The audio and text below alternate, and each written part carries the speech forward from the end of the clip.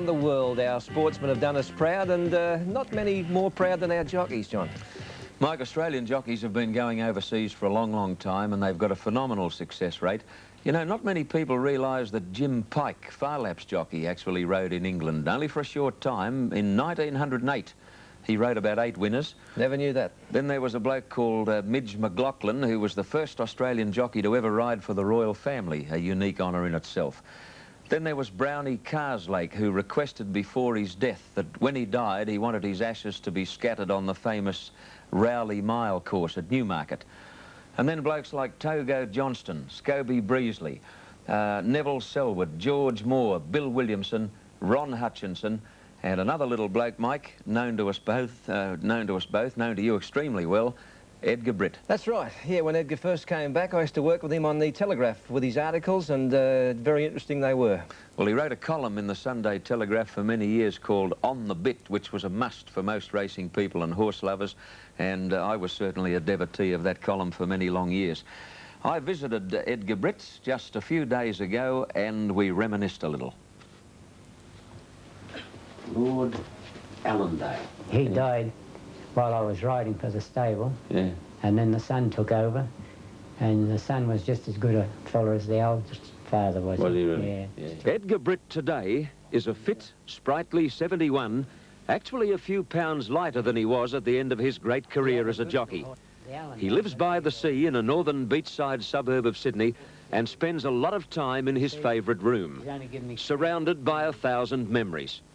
Memories of the long hours he spent posing for this portrait wearing the colours of Lord Allendale. Memories of the times he wore the purple, scarlet and gull-braided colours of the royal family.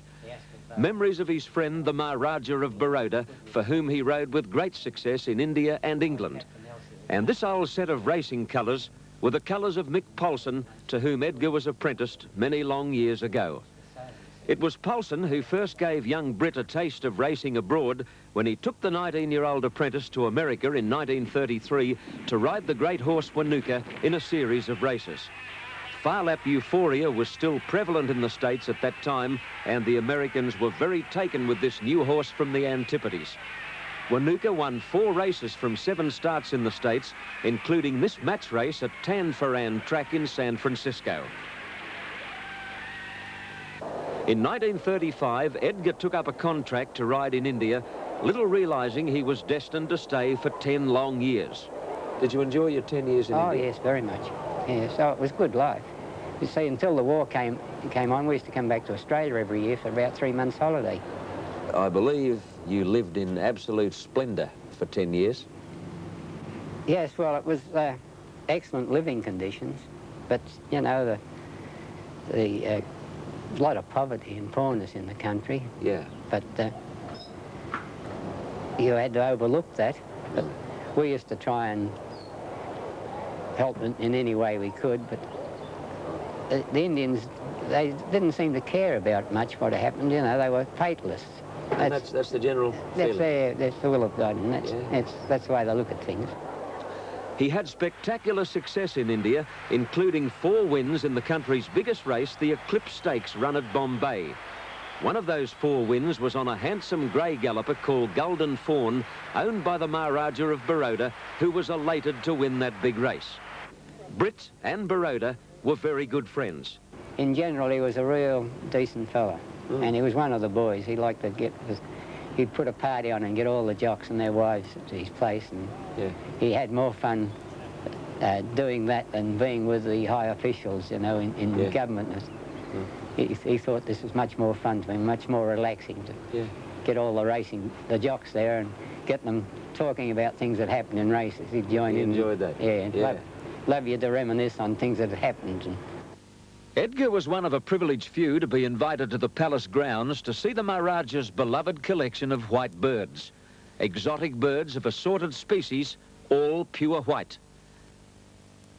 Baroda was proud to show Edgar the state jewels, which were kept under tight security, and the breathtaking golden carriage that was used at special affairs of state.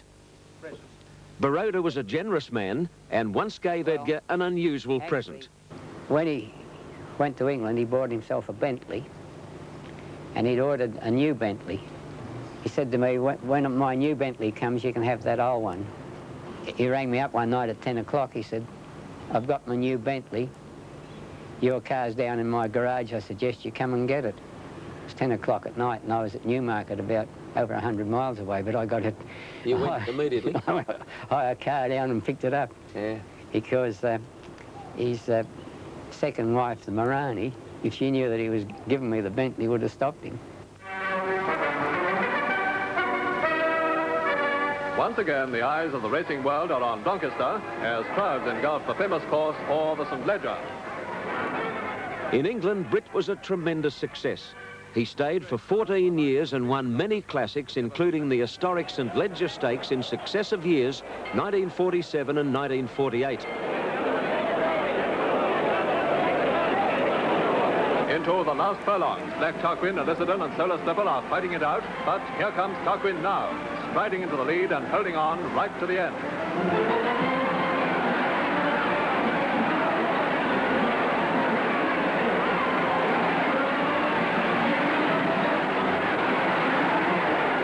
Black Tarquin the winner from Elizadon with Solar Slipper third.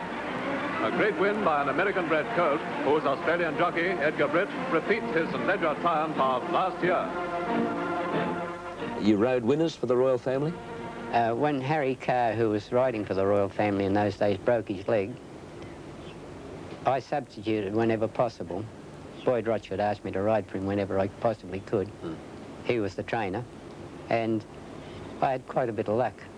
As a matter of fact, I won the first double for the King and Queen at, I think the first double he ever had at Royal Ascot. Really? You rode both of them? I think one was a horse called Angelola, the other one was Young Entry. Edgar had many a tussle with England's most legendary jockey, Sir Gordon Richards. On this occasion, Britt, on the right, defeated Richards in a race at Sandown Park. Gordon had such standing with the stewards that if he protested, he automatically got the race. Really? I beat him this day by a neck, and my horse laid all over him. If I'd have pulled him off, he'd have beat me. Yeah. So afterwards in the room, he said to me, he said, now, Edgar, don't do that again. He said, you could have easily pulled that horse off me. He said, no, I couldn't, Gordon, he was hanging bad. I said, oh, he said, I know, he said, but he's a moody bugger. He said, you pulled him off, he might have got up and beat you. Yeah. I said, probably. He said, well, next time I'll protest if you do that to me. Yeah. So he gave you a chance? Yeah. Yeah. And he was that sort of fella throughout life. Edgar rubbed shoulders not only with royalty, but with international celebrities. Once in Paris, he lunched with Prince Ali Khan and his wife Rita Hayworth. Ali drove Britt to Orly Airport, and it was a memorable trip. So eventually we got Ali to take us and drive us. We said goodbye to Rita, who was a very nice person. She's a very natural sort of person. And she said, don't drive too fast, darling. He said, no, I won't. Well, we got in the car, 100 miles an hour through Paris.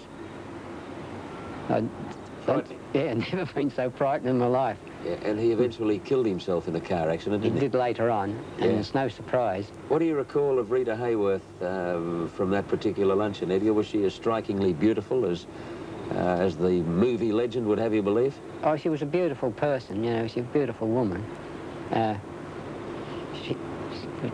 She was a little bit freckly in the face, but... Freckly, was she? A little bit, but I think they covered them up for the movie. I'm sure they did. But she was a very nice and natural, easygoing sort of person, although I think Ali had her a bit on her toes because he was always busy diving here and diving there. The best horses Edgar rode the world over. Best Australian horse was Wanuka. The best English horse, I would say, was Sayaji Rao. Won the Leger on him. Yeah. The best American bred horse was Black Tarquin. And the best French horse was my Babu. The greatest thrill you had in racing as a jockey? Oh, gee, I've had a lot. But Yeah. I would say the most important one was when I won the St. Leger on Sayaji Rao. Neck and neck, but Sayaji Rao wins by a head with Ava second and Migoli third. A grand winner justifying his backers' hopes in a real fighting finish. Edgar had great respect for a few legendary Australian jockeys. I'd put them, the jockeys, in different categories. Like, for example, Jim Pike was probably the best balance rider you could get. He's the sort of rider that sat well up a horse's neck. They run well for him. He seldom used the whip. Matter of fact, I've never seen him win a race with the whip. Yeah. He was a hands and heels rider. He's probably one of the best hands and heel riders that you'd ever see. He was a freak, Edgar. Yeah, he was a terrific rider. Yeah. You'd say a person like Darby Munro was probably one of the most dashing riders. He looked pretty on a horse. He took chances and got away with a lot of them. He was a very dashing type of rider, to my way of thinking. You'd get a fellow like Bill Cook, most beautiful hands on a horse. Get a horse nicely balanced. You never saw horses pulling with him, or seldom saw them pulling with him. How would you most like people to remember Edgar Britt? Gee, I've never given that any thought. Well, I think Lester Piggott once said to me, when I was talking about something, I said, I've got blamed for interference. And he said to me, he said, why? He said, we all know you're the fairest jockey riding. I said, why should you be in trouble over a little bit of a rough-up you're giving somebody? Well, what nicer way in which to be remembered than the fairest jockey riding. One English racing journalist summed it up many years ago when referring to jockeys who ride for the royal family. He said to ride in the royal colours is the ultimate hallmark of integrity. Edgar Britt looked pretty good in the purple, gold braid, scarlet sleeves and black cap. My good old mate, Edgar Britt, one of the nicest blokes it's ever been my pleasure to meet in the world of racing. See, Mike, he was 25 years out of Australia. People just don't realise how good a jockey he was. No, as you say, a lovely fella too. He's probably the only fella who'd meet Rita Hayworth and remember her freckles. Edgar, I don't care if she had freckles. I still think she was a good sort.